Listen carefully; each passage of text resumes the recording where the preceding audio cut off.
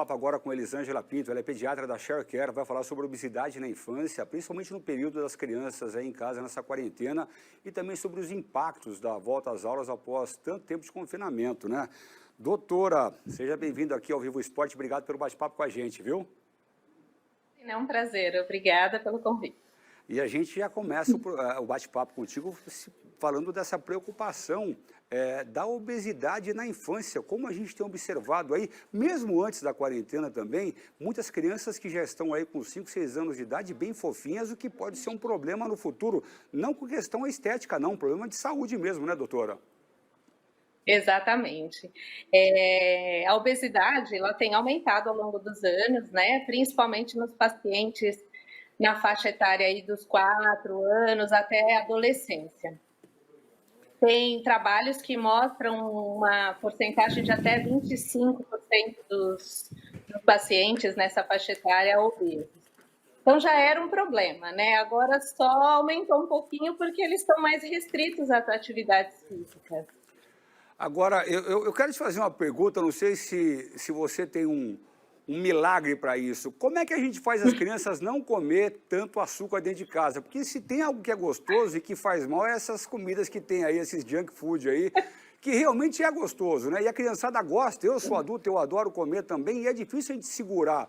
Eu me lembro de uma propaganda que tinha na televisão, que eu ficava encantado com ela, que o molequinho, acho que ele até foi assassinado depois, no caso de uma namorada dele aí, mas ele falava, mãe, eu quero brócolis. Eu falava, como que pode uma criança ser tão inteligente assim, ou então ser tão saudável dessa forma, doutora? Olha só, as comidas industrializadas, elas têm maior teor de sódio e de gordura, e essa gordura que traz o sabor para o alimento, né? Então, é uma opção muito agradável para eles, é muito tentador não usar. O que a gente propõe nas consultas é substituir pelos alimentos naturais e evitar tê-los em casa, porque se você não tem em casa, você não tem tanta escolha, né? Não, Deixar para os finais de semana esse refrigerante, o salgadinho, as frituras, os processados todos, né? não, E aumentar a geladeira com muitas frutas, legumes, porque aí ele não tem muito para onde fugir. Não, o Leitão até me colocou a imagem minha aqui, eu estava de cabeça baixa, porque eu estava vendo o pessoal ali comendo um lanche, aqueles lanchão gostosos, sabe? Aqueles que pinga. A gente sabe que realmente, de vez em quando, até que faz bem para a saúde, creio eu. Não sei se eu estou falando besteira aqui, mas todos os dias é um problema. E essa criançada dentro de casa, confinada, na televisão, a gente tem um novo comportamento dos adolescentes e das crianças hoje em dia. Antigamente, a criançada ficava na Sim. rua. A gente dava um trabalho para a mãe colocar a gente dentro de casa e para tomar banho, então nem se fala. Agora não. Agora a garotada já fica dentro de casa e fica dentro de casa com um montão de comida à disposição. Como é que faz para controlar isso aí, doutora? Bom, assim, primeira coisa que eu acho que precisa organizar é o horário das refeições, né? Então, tomar um café bem reforçado, fazer um lanche no meio da manhã, depois almoçar, o lanche na tarde e o jantar. Quando as refeições são feitas de forma mais adequada, sobra menos espaço para ter fome, né? O que acontece é que, assim, por causa da pandemia, as crianças estão acordando mais tarde, estão dormindo mais tarde, e aí bate aquela fome da madrugada ou pré-madrugada, isso principalmente nos adolescentes, Ô, fome boa né? essa. Ô, fome gostosa essa.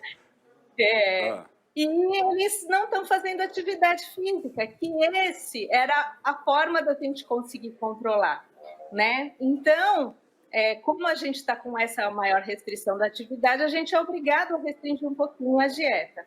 A gente não gosta de fazer filho passar fome, né? Mas são opções, são trocas que a gente precisa fazer. E sabe o que eu percebo? Que, por exemplo, se o filho ele não quer comer aquilo que é saudável, e a gente, para não deixar esse filho sem comer nada, fala, come uma bolacha então, come alguma coisa, então só para tentar, na nossa mente, achar que ele está comendo alguma coisa. E aí acho que, creio eu, que a gente deve até acabar piorando a situação, né, doutora Elisângela? Sim, sim. Acho que a gente precisa, na verdade, fazer disso a nossa rotina, porque aí a gente foge mais do trivial, né? Da tentação. Quando você estabelece essa rotina diária, você não vai... A criança não vai correr esse risco porque ela já está acostumada com aquela dinâmica, né? Mas é difícil, a gente sabe das tentações, a gente sabe dos videogames que deixam eles mais acelerados e precisa mastigar. E também tem o perfil do paciente, né? Eu falo que o gordinho, para ele não tem terror, né? Quando ele está com fome, quando ele está doente, ele vai comer, não tem jeito. Pois Né? é. E a criança que é mais magra, ela, quando está doente, a primeira coisa que ela faz é parar de comer, para desespero da mãe. E aí não tem de onde o organismo muitas vezes também retirar aí materiais ou retirar substâncias para poder combater aquela doença, o que pode ser um problema também para quem é Sim. magrinho demais.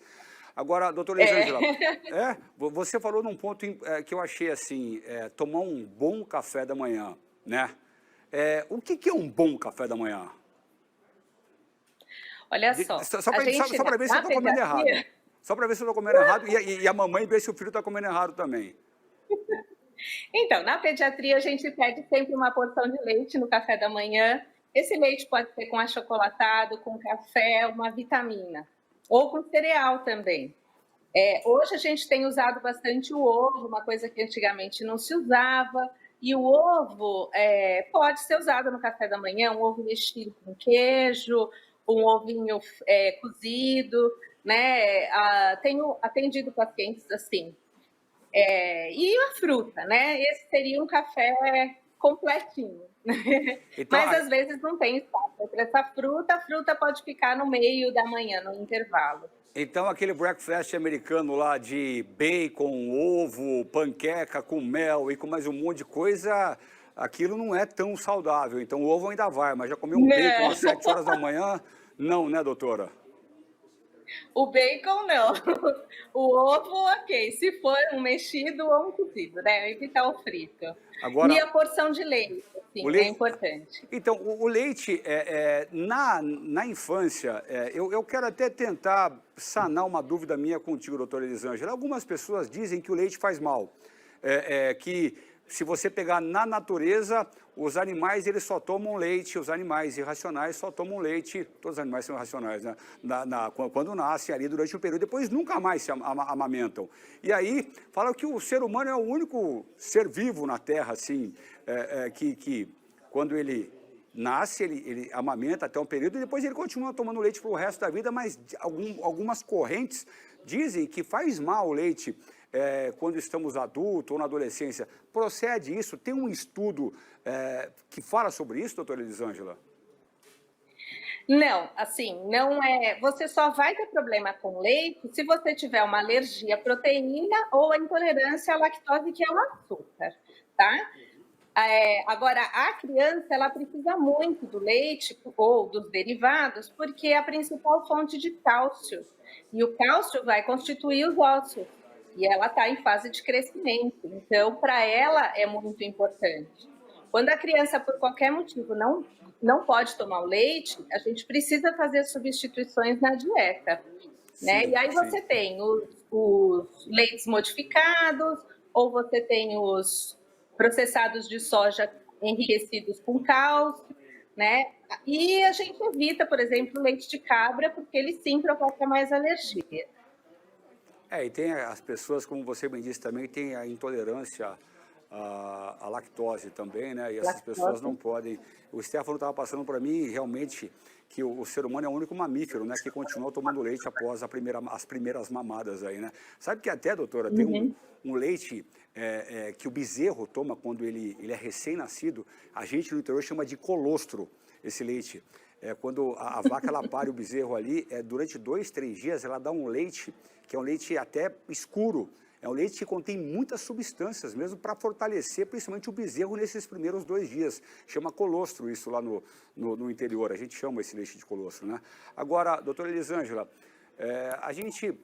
É gostoso a gente falar sobre comida, é gostoso a gente falar também sobre comer essas coisas que não nos fazem tão bem, pelo menos eu acho, mas a gente tem que falar da importância também da obesidade na infância. E quais seriam os principais riscos que essa criança ela tem quando ela já é obesa? Bom, os riscos são semelhantes aos do adulto, né? Então, aumenta o risco cardiovascular. A gente tem visto também um aumento na hipertensão, a hipercolesterolemia e o aumento dos triglicéridos. Quando eu tenho um paciente que está acima do peso e tem esse comprometimento, eu sou obrigada a ser um pouco mais rigorosa com a questão, porque não é só do ponto de vista estético, né? Então, o cuidado tem que ser permanente, né? Mas, basicamente, para memorizar, então, tem o aumento do colesterol, do triglicérides e a hipertensão, em alguns casos, a resistência à diabetes também, né? Que é a resistência periférica à insulina. Inclusive, o segundo bloco, o bate-papo que a gente vai ter hoje no programa, vai ser sobre também a diabetes, que é uma doença calada que quando a pessoa descobre é bem complicada mesmo, mas a gente tem como... já apresenta as complicações. Pois é. Agora, você falou, doutora Elisângela, sobre atividade física, né? Que é importante. Sim. E a gente, eu volto a ressaltar aqui, quando éramos moleques, como era gostoso ficar na rua brincando e dava o que fazer para a mãe colocar a gente dentro de casa. Em termos de atividade física, a partir de que idade é importante para uma criança começar a praticar uma atividade física e qual seria essa atividade física mais recomendada? Bom, na primeira infância vai ser uma atividade mais lúdica, né? Ela precisa aproveitar a oportunidade para conhecer os esportes, para escolher o que mais ela se identifica, porque tem as crianças que preferem mais os esportes individuais, outras os esportes coletivos, né? E brincadeiras, muitas brincadeiras. Então, correr, pular corda, brincar de pega-pega, jogar bola e tal. Lá na pré-adolescência, então, perto dos 9 a 10 anos, já ela tem capacidade de fazer uma atividade com um pouco mais de compromisso e melhorar aí o potencial dela, né? Então, os meninos gostam principalmente das bolas, basquete, vôlei, bastante futebol. As meninas também gostam das bolas, mas elas acabam optando mais por outros tipos de brincadeiras, né? Mas todos os esportes coletivos, e por isso na escola isso é tão importante, porque desenvolve também a motricidade, estimula o crescimento, o alongamento, o impacto, né, do osso na superfície estimula aí o desenvolvimento de estatura, né, o crescimento. E aí, se é uma criança que tem um potencial para fazer uma atividade profissional, ela precisa ser bem treinada e bem monitorizada para que ela alcance isso por longos anos, né? Até porque, por exemplo, uma ginasta olímpica, ela começa de muito cedinho, né? Com 4 ou 5 anos, ela já começa um treinamento específico para se tornar uma ginasta profissional, né?